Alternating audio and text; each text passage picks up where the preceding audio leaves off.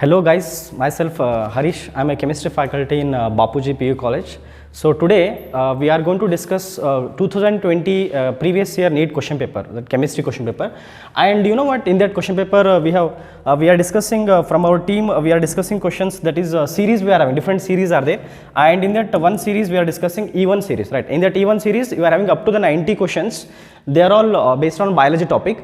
And now the remaining questions from 91 onwards we are having the chemistry topics questions we are having, right? Now over that based on that we are going to solve the questions, right? We will come to the first question from this from this chemistry portion we are having, that is question number 91. Identify a molecule which does not exist, right? This question is there, and you know this question is based upon the chemical bonding lesson. We know that very well. That lesson is an heavy weightage chapter for the competitive point of view, and under that we know we are having one topic, and that topic is molecular orbital theory. See, this question directly we can guess by seeing the options only, that He2, that is a helium, which is a noble gas, and it is a, we know that very well, they are all monoatomic gases, but they have given here it is a diatomic gas. So directly we can guess that this is not in does not exist, we can say, but we need to explain the same thing based upon the molecular orbital theory, right? Now here we'll discuss, and you know about this molecular orbital theory diagram and all we know, and you know helium molecule is there. So helium molecule, in the sense we are having we have to write 2 helium atoms, right? We know helium means atomic number 2 is there, and here also atomic number 2 we are having 2 atoms we are going to take, because we are discussing about the molecule, not about the atom, right? Now here helium is there, and we know the electronic configuration, how much we are having, 1s2, and here also we are having the electronic configuration is nothing but 1s2, right? Okay, now so in this case now we will draw the molecular orbital diagram for this molecule, right? So here molecular orbital diagram, and you know what, so this is what we are having, one side we are going to write atomic orbitals, right? Here also we are going to write atomic orbitals. AO stands for the atomic orbitals, and 2 atoms we are going to take, that's why, right? Now here atomic orbitals I am going to write here. This is one atomic orbital of helium, 1 atom, and this is another one atomic orbital of another one helium atom, right? Both the atomic orbitals, they will combine to give the molecular orbitals, and 2 kind of molecular orbitals we are having. One is bonding molecular orbitals and another one is anti-bonding molecular orbitals. We know bonding molecular orbitals, they are having, right, bonding molecular orbitals, they are having lesser energy when compared to the anti-bonding molecular orbitals, and they are going to be the more stable. They are going to be the more stable when compared to, means bonding are more stable when compared to the anti-bonding, right? So now here based on that we are going to write here, we will draw the diagram for this. See, so here what we are having, one is nothing but bonding, and this nothing but we are having anti-bonding molecular orbitals. We will fill the electrons here. So we know here helium is there, which is having the, right, 1s2 electrons are there. Here also we are going to write 2 electrons, and here also we are going to write 2 electrons, right? This is 1 atom and this is second atom. Now they will combine to give, and one is bonding and another one is anti-bonding molecular orbitals. Bonding is having lesser energy, and you know this is the variation of energy we are going to draw, right? This is the energy varies in this manner, means from down to the top energy varies, energy increases in this manner, right? Now here, so we will fill the electrons here to this, right? So here 2 plus 2 means we are having total 4 electrons are there. 4 electrons means first we have to fill, see, this is nothing but 1s, these are nothing but we are having 1s orbitals, right? So this is nothing but 1s atomic orbital of one helium atom, and this is the 1s atomic orbital of another one helium atom. Both they will combine and will get the molecular orbitals, and will fill the electrons. 2 plus 2, total 4 electrons are there. We know each orbital can accommodate of 2 electrons, so that's why first we will fill for the bonding, and here we are going to fill 2 electrons, and next another 2 electrons we are going to fill for the anti-bonding, right? Now here this one we are going to write molecular orbital. What is MO stands for here? Molecular orbitals. But AO stands for what here? Atomic orbitals, right? Now here, so 1s and 1s, they will combine to give, one is bonding and another one is anti-bonding molecular orbitals. So this is called as sigma 1s, whereas this one we are going to call sigma star 1s, right? We know this is bonding and this is anti-bonding molecular orbitals. Now based on that we are having a simple formula to calculate the, bond order, right? So according to that, the bond order nothing but, so now here we will calculate the bond order for this, right? So that is BO, bond order formula is nothing but number of electrons in bonding minus number of electrons in anti-bonding divided by 2. Now you have to say that number of electrons, NB stands for the number of electrons in bonding, and bonding how many electrons we are having? 2 electrons are there, and number of electrons in the anti-bonding, how many we are having? 2 are there once again. 2 minus 2 divided by 2 means 0 by 2, that means what we are going to get here? 0. So because of this reason there is no bond. Bond order is 0 means that indicates that there is no bond between 2 helium atoms. By this we can prove this one, right? This is one for the helium atom, but if you consider about lithium, carbon and oxygen, There we are having the bond orders. For lithium you will get one bond order. Similarly you have to write like this only, and for carbon you are going to get two bond order, and for oxygen you are going to get two bond order, right? So by that what we can say is that, but we can prove that helium molecule does not exist, right? This is what we are in question number 1. Next we'll go to next question. Question number 2 is there. See, this is question number 92. They have mentioned in that series, right? So this is based upon the equilibrium chapter, and we need to solve a simple numerical is there. Now see, this is, and this topic is also important here. Solubility and solubility product based on this, so many times they have asked the questions, right? Now here we'll come to solve this question, right? Now in this question, see what they have given. Find out the solubility of nickel hydroxide in 0.1 molar NaOH. So given that the ionic product of NaOH taken twice is 2 into 10 to the power of minus 15. See, they have given a question. We know here we are having two kind of electrolytes. We know one is strong, another one is weak. When we compare here, sodium hydroxide is a strong electrolyte, and nickel hydroxide is a weak electrolyte. Strong electrolytes, they will dissociate completely, whereas weak electrolytes, they will dissociate partially. Because of that reason, what we are going to do, simply see, now what we are going to write. Now see, first we are going to write, so 0.1 molar NaOH they have given. We know very well, so NaOH, it is a strong electrolyte, it will dissociate completely. So that's why we are going to get, so one is nothing but Na plus ions, and with this we are going to get OH minus ions, right? Now here we are going to take how much molar? 0.1 molar. And this will dissociate, and here also we are going to get 0.1 molar, because nothing is there means coefficient we are having 1 is there, 0.1. Similarly, here also we are going to get 0.1 molar. Okay. Now this is what we are having about sodium hydroxide. It is a strong, it's dissociating completely. That's why we don't have any reversible symbol, right? But now if you come across another one electrolytes will take. Second one, we are having NiOH taken twice, which is an weak electrolytes. So it will dissociate partially, and we are going to get here one equilibrium symbol, right? That means, so here NiOH taken twice, it will dissociate to give Ni plus 2, and here 2 OH minus ions it will give, right? 2 OH minus, nodili 2 OH minus na kodutte.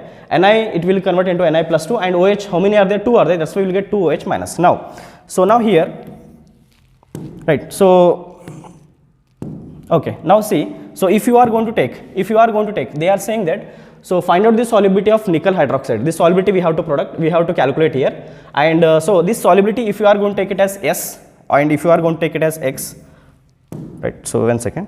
So if solubility of this one, if you are going to take S moles, right? S if you are going to take, then here Ni plus 2 also we are going to get S, and here also, so 2 times of solubility we are going to get, right? 2 times.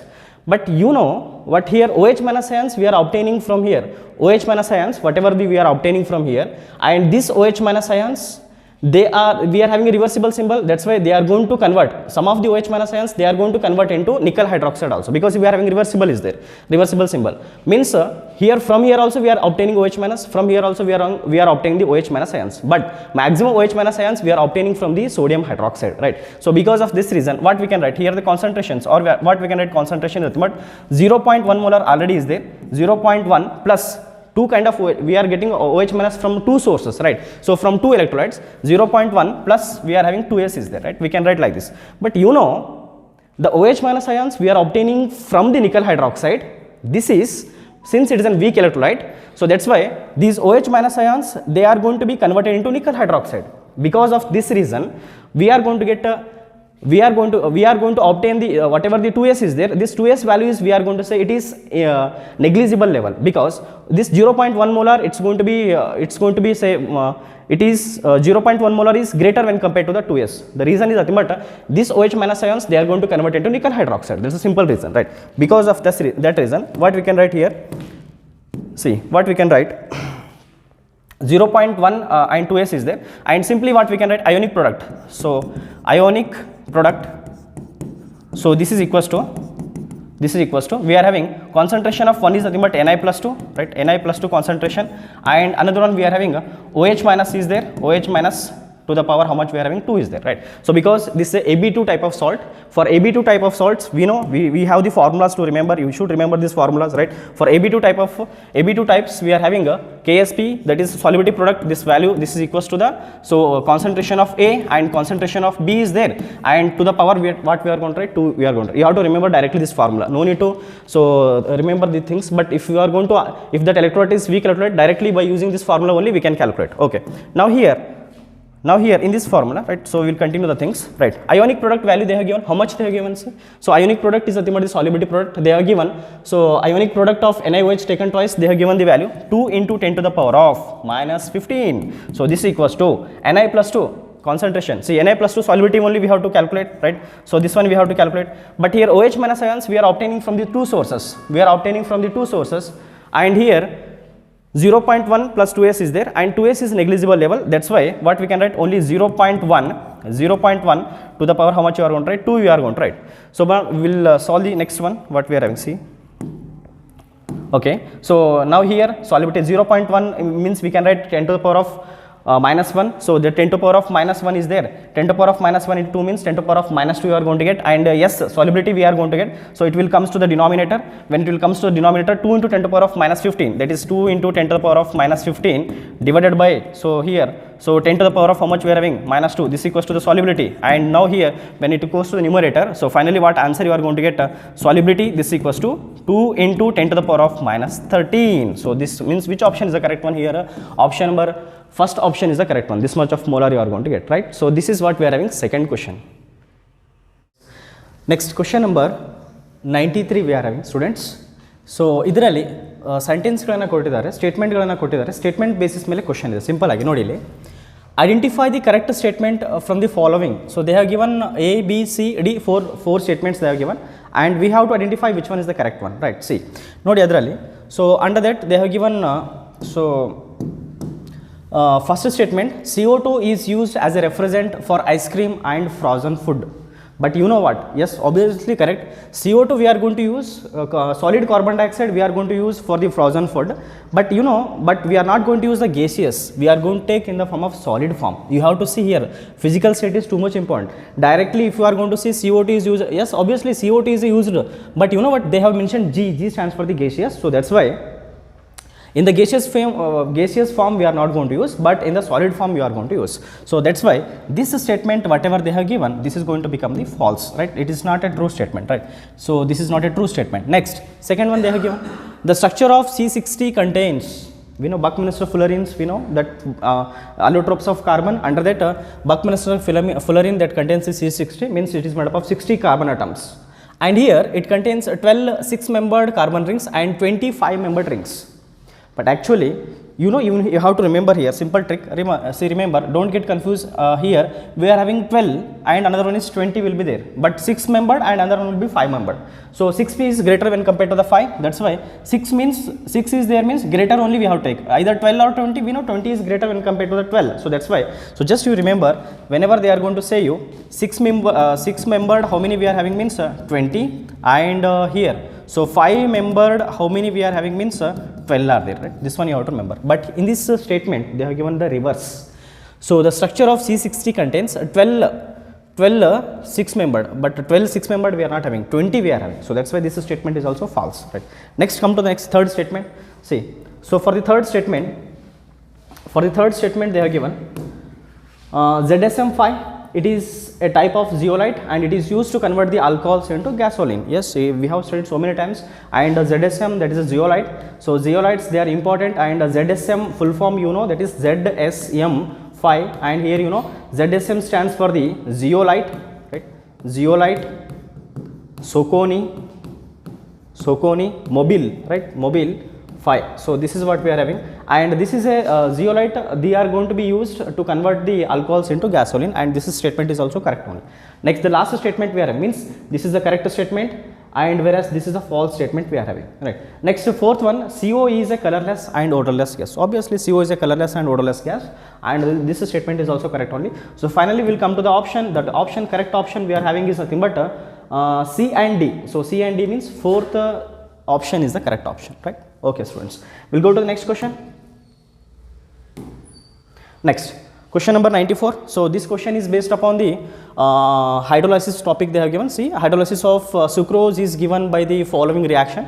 When you will add sucrose to the water, they are going to convert into glucose and fructose, right? Now they have given here, if the equilibrium constant, that is denoted by the Kc, and this value they have given 2 into 10 to the power of 13 at 300 Kelvin, the value of delta Z naught, the value of delta Z naught at the same temperature will be 4 options they have given. No need to solve completely question. See, simply we know a relationship, the very famous relationship we know. See, the relationship is nothing but between we know that delta Z naught means change in the Gibbs free energy for the standard state, and it is equals to, we know. So this is equals to minus 2.303 RT log Kc. So this is a statement, this is what we are having, standard formula you need to remember. Between the relationship between one is Kc and another one is delta Z naught. But you know the same formula we can write in this manner also. How? See, the same formula we can write in this manner also. So delta Z naught, this is equals to, see, we know a relationship between log and ln. So because you know natural logarithm, this is equal to the 2.303 into what we are having, 2.303 into log or log to the base of 10, both are nothing but same, correct? So ivaga, so now iga 2.303 matte log ಎರಡರ ಬದಲು, instead of 2.303 and log, what I can write here is nothing but, see, what I can write here is nothing but, now 2.303 and another one is log. Instead of this directly what I can write, so directly what I can write, ln I will going to write. So that means whatever left with minus, right? So minus, so minus we are having, and minus RT, right, minus RT, and minus RT instead of 2.303 and log, what I can write here is ln, natural logarithm, and what we are having Kc. Now substitute the values.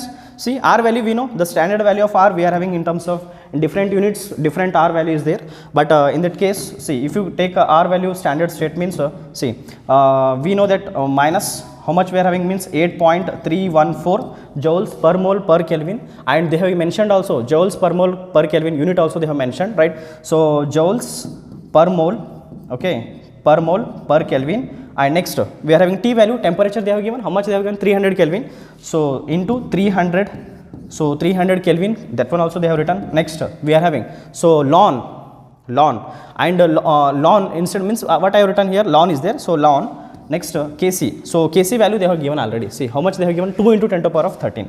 So 2 into 10 to the power of 13. Which option is the correct one according to this? So option number, first option you come across, here we are having minus 8.314 joules per mole per Kelvin, and into 300 we are having, and ln is there, 2 into 10 to the power of 13. The first option itself is the correct one, right? So this is what we are having the question number 9. You have to remember this formula, and both the formula, this is important, right? This one and this one, both the formula you have to remember. Okay. Next we will go to the next question. Okay students, so this question, this is based on the organic chemistry chapter. See, organic chemistry is a very good chapter where we can very easily we can guess the answers very easily, but you have to remember so many things here. See, ಇಲ್ಲಿ ಒಂದು reaction ಇದೆ ನಮಗೆ, simple ಆಗಿ ಏನು ಕೊಟ್ಟಿದ್ದಾರೆ ನೋಡಿ. So identify the compound X in the following sequence. They have given toluene molecule is there. To this toluene molecule we are doing here, so we are treating with the chlorine in the presence of sunlight. Chlorine in the presence of sunlight. See, now in this reaction what we are doing, see, this simply we can say this is a free radical reaction. See, toluene is there, and we know benzene to this CH3 group is attached, means we are going to call it as toluene, and this toluene upon treating with chlorine in the presence of sunlight, so directly we can say this is an example of FRS. What is the meaning of FRS? Stands for here free radical substitution reaction, and you know free radicals, they are going to be substituted to the sp3 hybridized carbons very easily, and here we are having this carbon is nothing but which kind of hybridization we are having, sp3, and hydrogens they are going to be, so instead of hydrogens we are going to be chlorine atoms. But you remember here, so they have not given here X's. If they give X's, the different kind of reaction takes place. If they have not mentioned X's, that's why what will happen here in this case, see, we will get X, that X product is nothing but, see, X product is nothing but, here we will get, so benzene is there, to that 2 two hydrogen atoms, they are going to be replaced. If you get excess, then all the 3 hydrogen atoms, they are going to be displaced. All the 3, they are going to be removed. And here we are going to get carbon is there. Next we are going to write so CHCl2. So we are going to get that is benzyl dichloride. This is a compound we are going to call benzyl dichloride. Now this is nothing but we are having X. Now this X upon treating with so water molecules, when you are going to treat with the water, means H2O, so it requires 2 moles of water molecules under the temperature of 373 Kelvin, means 100 degrees Celsius. Now what will happen, see, so here we will get, so that is nothing but, here we will get benzene is there, and to this carbon, one side I will write hydrogen, so 2 chlorine atoms, they are going to be replaced by 2 OH, means here we will get 1 OH, and we will write another one OH, okay. Next, to this molecule, once again, to this molecule, when you are going to treat with, see, to this molecule, now when on the same carbon, if you are having 2 OH groups are there, that species is highly unstable because it has to undergo dehydration compulsory. 2 OH groups on the same carbon atom, that is highly unstable. So because of that reason, here water molecules is, you have to remove the water molecules, means what we can remove here, from here we can remove the H2O. So when you are going to remove the H2O, here the whatever the lone pairs are there, whatever the bond pairs are there, this bond is going to be shifted here to make double bond between carbon and oxygen. So finally what we are going to get the product here is, so the product is, so this is what we are having, benzene is there, okay. Now to this double bond, C double bond O, you are going to get C double bond O, and what we are having, H is there. You know, you have to guess this question, that you have to guess this answer, what we are having is about benzaldehyde we are going to get. See, excess if you take, you will get, if you take excess, you will get here CCl3 means, so here all the hydrogens, they are going to be removed, and upon treating with water molecules, but we need to add the acid here, but H plus ions also they are going to mention, then in that case directly we are going to get benzoic acid. So there we are going to get benzoic acid, excess if you take, but if you take here, so if they don't mention excess, means you are going to get benzaldehyde. This one you have to keep in your mind, okay. We'll go to the next question. Okay, so here this is a very easy question they have asked from the periodic classification chapter. You know, you have to remember some IUPAC nomenclature is there, more than 100. So atomic the elements which are having more than 100 atomic number. So for them we have to remember the atomic numbers. See, so based on that general naming also you have to remember. See, they are saying that here identify the incorrect match, which is correct and which is incorrect one. See, nil anium. You know, nil anium, the word so here stands for, you know, 1, and nil stands for how much we are having here, 0, and once again stands for here nil anium. So nil anium, that means what? So once again we are having 1. So atomic number what we are having, nil anium means 101. So atomic number 101 we are having, that is called as Mendelium, and this is what we are going to write, MD. Okay, this is a symbol for this. Okay, next, this is correct match only. Next, we are having second one, nil trium, nil. So once again stands for what we are having, 1. Okay, so nil trium, stands for the 1, and nil stands for once again what, 0, and tri stands for how much, 3, 103. So atomic number 103 means it stands for the atomic number 103 stands for the lawrencium we are having, and this is also correct match only. LW we are going to write. So this symbol is nothing but we are having LW. Next, similarly nil hexium. So for nil hexium, stands for what once again, 1, and nil stands for 0, and hex stands for how much we are having, 6 is there. 106 means that is called as seaborgium. So seaborgium we are having, and the symbol is nothing but we are having SG is there. Okay, so this is also correct only.